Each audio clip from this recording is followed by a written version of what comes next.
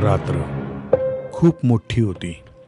इतकी मोठी की वाटलं सूर्य कदाचित आज उगवणारच नाही. माझ्या भोवती माणसं होती, पण माझ्यासाठी कोणी नव्हतं. हास्य होतं, पण माझ्या ओठांवर नव्हतं. टाळ्या वाजत होत्या, पण माझ्या वाट्याला शांतता आली होती. एक दिवस मी स्वतःलाच विचारलं, खरंच मी संपलोय का? उत्तर आलं नाही. फक्त डोळ्यातून एक अश्रू ओघळला आणि त्या अश्रूने आरशावर एक प्रश्न लिहिला. तू खरंच हार मानली आहेस? नाही, मी हरलो नव्हतो. मी फक्त थकलो होतो. थोडा वेळ बसलो होतो. कारण डोंगर चढणारा माणूस शिखर सोडत नाही, तो फक्त श्वास घेतो. मग मी ठरवलं, जग माझ्यावर हसलं तर हसू दे, कोणी कमी लेखलं तर लेखू दे, कोणी दार बंद केलं तर मी खिडकी शोधेन. खिडकी बंद असेल तर मी भिंत फोडेन.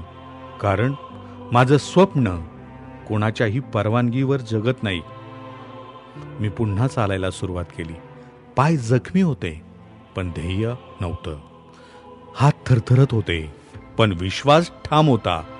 आणि लक्षात आलं, विजय नेहमी वेगवान माणसांचा नसतो, तो न थांबणाऱ्यांचा असतो.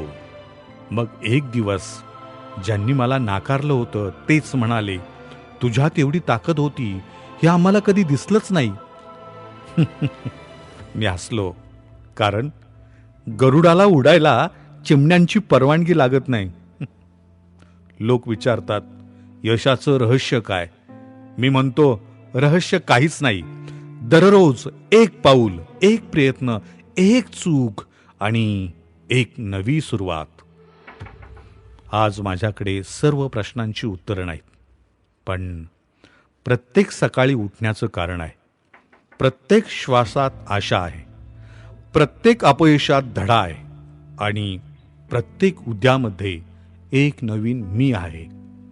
लक्षात ठेवा, वादळं झाडांची परीक्षा घेतात, अंधार दिव्याची परीक्षा घेतो, अपयश माणसाची परीक्षा घेतं. पण ज्याचा विश्वास स्वतःवर असतो त्याला जगातली कोणतीच शक्ती जास्त काळ हरवू शकत नाही. कारण मी पडू शकतो, थांबू शकतो, रडू शकतो, एकटा उभा राहू शकतो, पण मी अजून हरलो नाही.